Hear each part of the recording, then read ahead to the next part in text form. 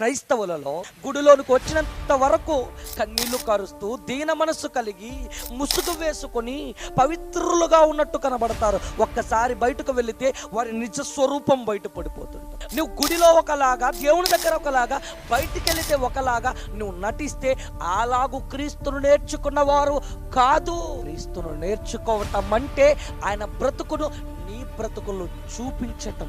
క్రీస్తును నేర్చుకోవటం అంటే ఆయన సత్యం ప్రకారంగా బ్రతికినట్టుగా నీవు కూడా ఆ సత్యాన్ని నీ బ్రతుకులో అనేకులకు చూపించినప్పుడే క్రీస్తును నీవు నమ్ముకున్నట్టు. కేవలం క్రీస్తును నమ్ముకుంటున్నాను, చందాలు వేస్తున్నాను, గుడికి వెళ్తున్నాను అనుకొని నువ్వు భ్రమపడి నేను క్రైస్తవుడునని చెప్పుకుంటే దేవుడు అంటున్నాడు నువ్వు క్రైస్తవుడు కాదు. క్రైస్తవుడు అంటే క్రీస్తు నామాన్ని ధరించుకున్నవాడు గనుక ఆ క్రీస్తును కనపరచాలి, క్రీస్తును చూపించాలి ఈ సమాజానికి మన క్రియల ద్వారా, మన నడవడిక ద్వారా.